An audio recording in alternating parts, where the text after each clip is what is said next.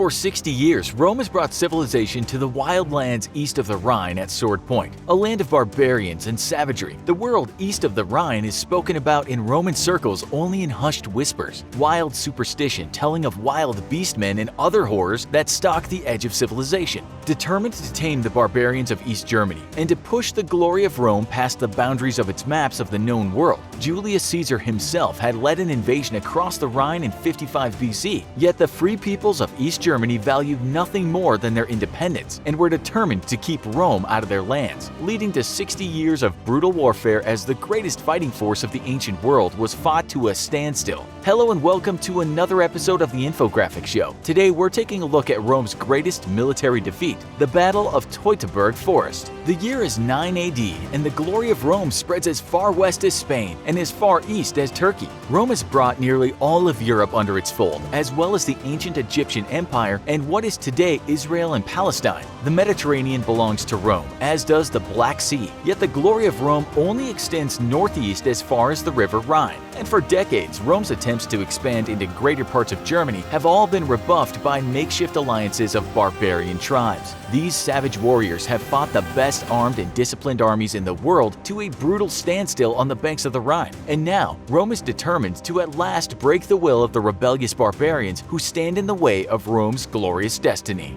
West of the Rhine, Governor Publius Quinctilius Varus prepares a mighty army. Governor for 2 years, Varus has a reputation for being ruthless in combat and just as pitiless to the peoples he conquers. Crucifixion is his favorite punishment for any who would rebel or stand in the way of his conquests, and any who aren't crucified are instead enslaved, men, women, and children alike. This has fostered a deep hatred of Varus across the free peoples of Western Germany, and that hatred would end up being the glue that would bind together an unlikely alliance that would lead to Varus's crushing defeat. At Varus's side stands Arminius, a son of a prominent Germanic chieftain. He has spent his entire life in Rome living as a hostage to ensure his father's obedience. During his decades in Rome, Arminius has carefully studied military tactics, giving his strategic mind a deep insight into Roman fighting strength and techniques. Arminius has also earned himself a Roman citizenship and even enlisted in the Roman military, where he obtained the rank of equestrian and a position of squadron leader in Varus's army.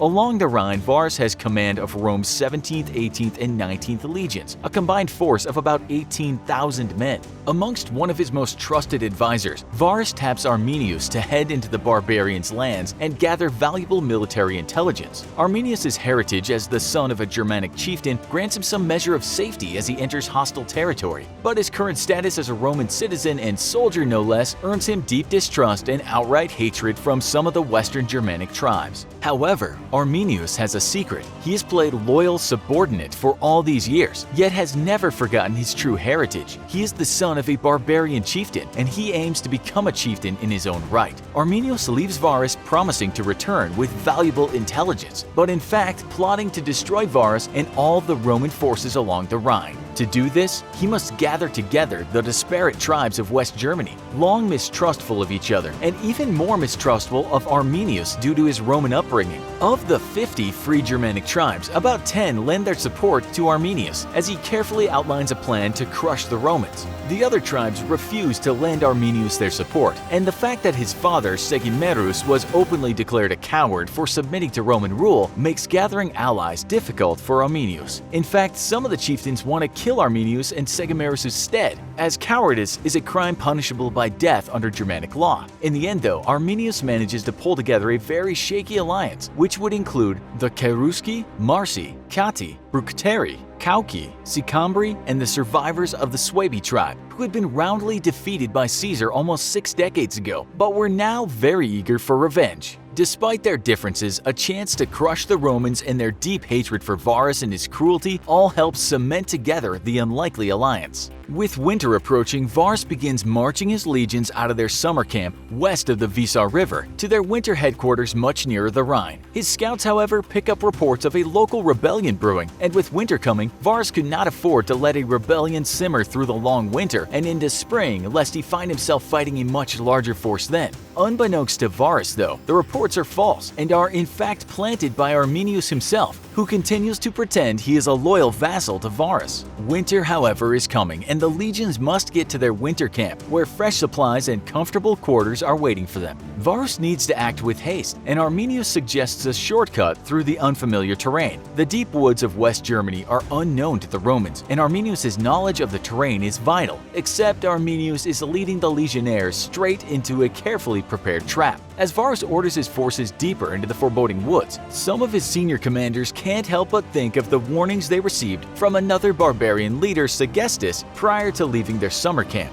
Brother to Segimarus and father-in-law to Arminius, Segestus had warned Varus of a possible plot against him, and that he should arrest Arminius and several other Germanic leaders who were party to the plot. Varus had waved Segestus off though, confident that the warning was nothing more than an attempt to besmirch the ever-loyal Arminius due to a personal feud between Arminius and Segestus. A blistery squall had arisen overnight and pelted the Romans with icy rain. Now in its wake the ground is muddy and treacherous, and the legions find it impossible to maintain combat formations. Instead, the legions walk side by side with their camp followers, servants, wives, and children who accompany the armies from posting to posting. Varus, believing he was secretly being led to ambush in a planned uprising, refuses to send out scouts ahead of his forces, leaving the Romans to cast very wary eyes at the deep woods that press in all around them. The line of the march has been stretched out perilously long, as Arminius has led them to a narrow strip of open land bordered on both sides by hilly, thick forest. The entire 18,000-strong force is strung out across a distance of 9 to 12 miles. Suddenly, javelins fill the air all around the Romans. 15,000 screaming barbarians hurl bone and wooden javelins down onto the huddled soldiers. Not marching in formation and with their lines spread long and thin, the legionnaires are unable to fall into fighting formations and fend off the deadly missiles with their large shields. Scores die in seconds, pierced by javelin or felled by slings. Arminius, who has long since slipped away, is himself leading the attack and using his superior knowledge of Roman tactics to direct his forces at weak points in the Roman formations as they scramble to form under some semblance of military order. Unlike the heavy armored legionnaires who struggle in the thick mud, the barbarians are lightly armed and armored, making them fleet of foot as they now descend upon the Romans armed with light swords and short spears. The entire Roman force is quickly surrounded, and in places, pockets are split off from each other as the overstretched line of soldiers come under brutal assault.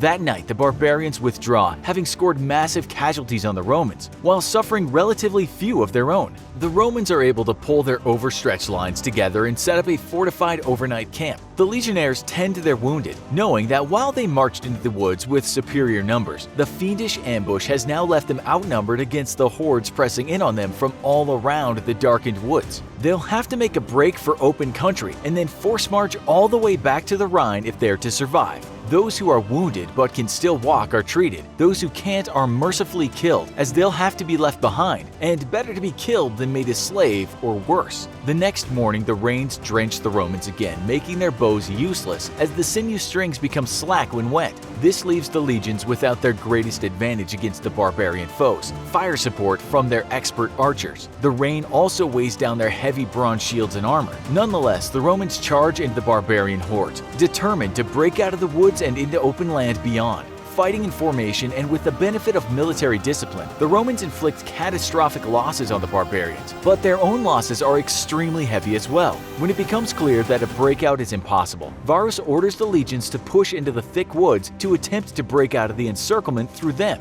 This is a tactical disaster, and the Romans suffer even greater losses in the attempt. That night, scouts report that one avenue of escape seems clear of enemy forces, and Varus immediately orders the surviving legionnaires to make haste. Unbeknownst to the Romans, though, they are once more marching into a clever trap set by Arminius. As the Romans break out of the woods, they come upon a stretch of sandy open ground that's bordered on one side by a steep hill and on the other by a great swampy bog. Grateful to march on open ground again, where they can fall into fighting formations, the Romans suddenly discover that an earthen wall blocks their advance, and from behind it, the barbarians launch their attack. Knowing that the only way out of the trap is through it, the Roman legionnaires bravely assault the wall, but exhaustion and overwhelming numbers work against the Romans. The surviving cavalry abandons the losing battle, heading off into the woods and confident they can outrun the barbarians now that they're not forced to travel at walking speed. The deserters would all be caught by barbarian riders and killed to the last man. Varus would go on to commit suicide as his forces crumbled all around him. With the defeat of the 3 legions, the barbarian alliance would sweep the entire countryside west of the Rhine clear of the Roman presence. Rome would venture west of the Rhine twice more on campaigns of vengeance, but it would never successfully colonize the free peoples of West Germany. The numbers of the 17th and 19th legions would never again be used, and it would be decades before the eagle standards of all 3 legions were recovered. For his trouble, Arminius would rise to prominence amongst the Germanic tribes, but would be murdered in 21 AD by members of his own tribe who feared he was growing too powerful.